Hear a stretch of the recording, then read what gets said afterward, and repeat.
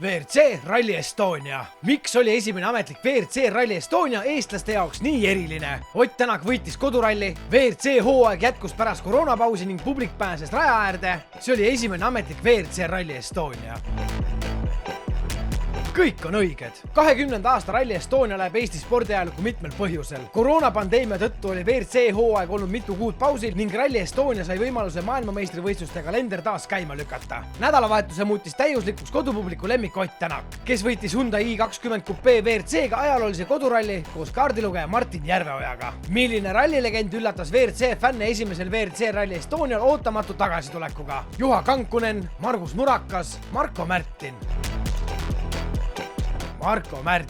Esimese ametliku WRC Rally Estonia üheks suuremaks üllatuseks oli Marko Märtini tagasitulek. 5-kordne MM-i etapivõitja istus taas Ford Fiesta WRC rooli ning sõitis Lõuna-Eesti teedel esimest korda pärast pikka pausi moodsa WRC autoga.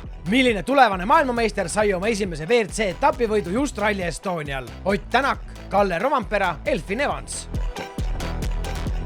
Kalle Rovampera. 21. aasta Rally Estonial võitis Kalle Rovampera oma karjääri esimese MM-etapi. Ta oli vaid 20-aastane ning sellest sai alguse tema teekond WRC maailmameistriks. Mitu õiget sina said?